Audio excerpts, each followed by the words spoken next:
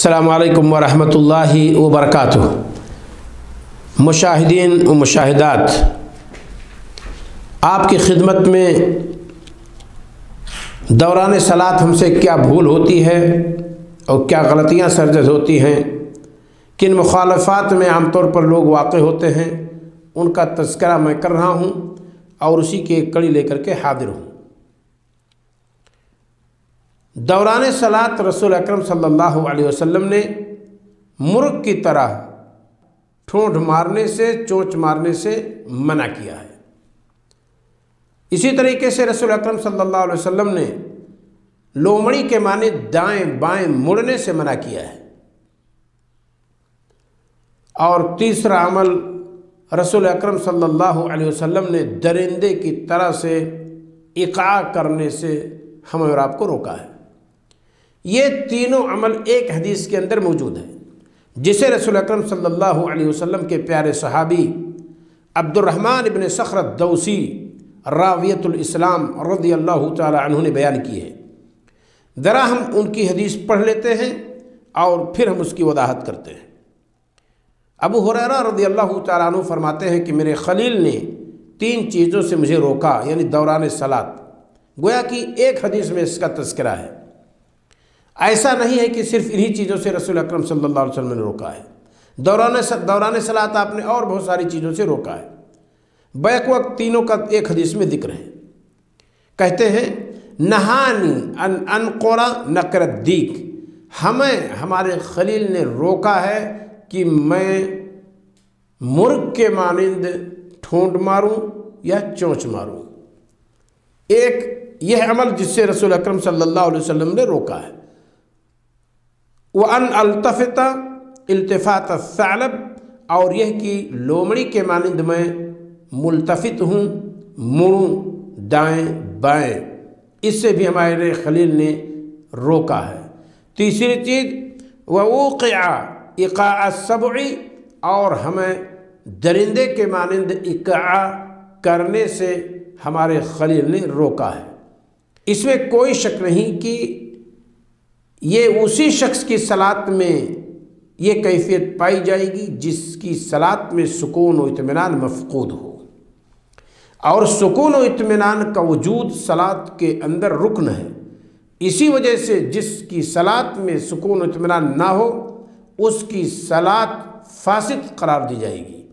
رسول اکرم صلی اللہ علیہ وسلم نے اپنے اس صحابی سے کہا جنہوں نے صلاۃ ادا کی اور آ کر کے رسول اکرم صلی اللہ علیہ وسلم سے کہا السلام علیکم، آپ نے فرمایا وعلیک السلام، ارجع فصلی فإنک لم تصلی، تجھ پر سلامتی ہو، جا صلاۃ دوبارہ ادا کر کیونکہ تو نے صلاۃ ادا ہی نہیں کی ہے۔ صحابی رسول نے رکوع کی، سجدہ کی، اور رسول اکرم صلی اللہ علیہ وسلم اس کی پوری صلاۃ کو کالعدم قرار دے رہے ہیں۔ 3 مرتبہ جب یہی عمل ہوا تو رسول اکرم صلی اللہ علیہ وسلم سے صحابی نے گزارش کی کہ اے اللہ کے رسول صلی اللہ علیہ وسلم، اس سے بہتر میں صلاۃ نہیں ادا کر سکتا، لہذا آپ مجھے سکھلا دیجئے۔ اسی میں آپ نے فرمایا ثم اسجد حتی تطمئن ساجدا، پھر سکون کے ساتھ سجدہ کر یہاں تک کہ تم مطمئن ہو جائے حالت سجدہ میں۔ رکوع کے بارے میں آپ نے فرمایا ثم ارکع حتی تطمئن راکعا، پھر تو رکوع کر یہاں تک کہ تو سکون و اطمینان کے ساتھ حالت رکوع میں ہو جائے۔ وہاں اس صلاۃ کے اندر اس صحابی کو رسول اکرم صلی اللہ علیہ وسلم نے وہ مقامات بتلائے اور ان مقامات کی آپ نے نشاندہی کی جہاں اس صحابی سے غلطی سرزد ہو رہی تھی اور عام طور پر وہ سکون و اطمینان تھا۔ تو مرغ کی طرح چونچ مارنا اسی شخص کی صلاۃ میں ہو سکتا ہے جس کی صلاۃ میں سکون و اطمینان نہ ہو، تو اس سے ہمارے نبی صلی اللہ علیہ وسلم نے روکا ہے۔ اور درندے کی طرح سے اقعاء کرنے سے آپ نے منع فرمایا ہے۔ اس کی کیفیت یہ ہے کہ حالت سجدہ میں ہمیں اور آپ کو رسول اکرم صلی اللہ علیہ وسلم نے فرمایا ہے امرت ان اسجد علی 7 اعظم، مجھے حکم دیا گیا ہے کہ میں 7 اعضاء پر سجدہ کروں۔ اسی میں ہے یدین، دونوں ہاتھوں پر بھی، ید کا مطلب صرف اتنا ہے، اور درندے کی طرح بچھانے کا مطلب یہ ہے کہ حالت سجدہ میں اس حصے کے باوجود ہم اس حصے کو بھی زمین پر اور مصلی پر رکھ دیں، یہی درندے کی طرح سے بیٹھنا ہے۔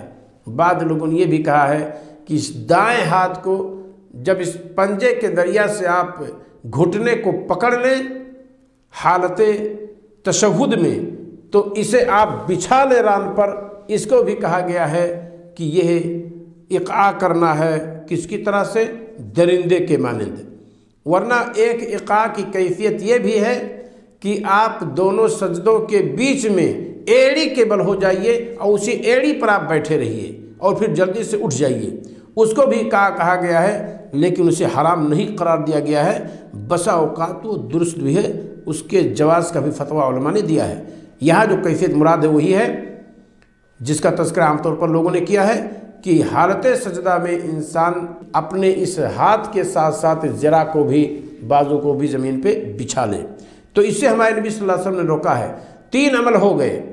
آپ نے فرمایا کہ ہمارے خلیل نے روکا ہے کہ میں چونچ ماروں، ٹھونٹ ماروں مرغ کی طرح سے۔ ہمارے خلیل نے روکا ہے مجھے کہ میں لومڑی کی طرح سے دائیں بائیں مڑوں، التفات کروں۔ اسی طریقے سے ہمارے خلیل نے روکا ہے کہ میں درندے کی طرح سے اقعاء کروں، یعنی اپنے ہاتھوں کو بچھاؤں جیسے درندہ بچھاتا ہے ہاتھ اور بازو دونوں کو۔ تو یہ کیفیت منع ہے صلاۃ کے اندر۔ اس حدیث کو جسے میں نے ذکر کی ہے ابو یعلا نے 2619 نمبر پہ ذکر کی ہے۔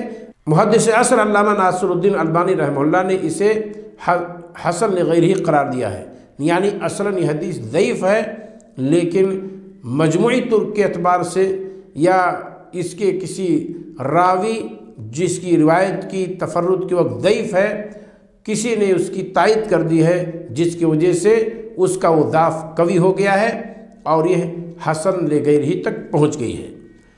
اسے آپ دیکھنا چاہیں گے تو ان کی مایہ ناز تحقیق صحیح ترغیب و ترہیب، حدیث کا نمبر ہے 555، اور اصل و صفت صلاۃ النبی میں بھی مسئلہ نمبر 644 کے تحت انہوں نے اسے ذکر کیا ہے۔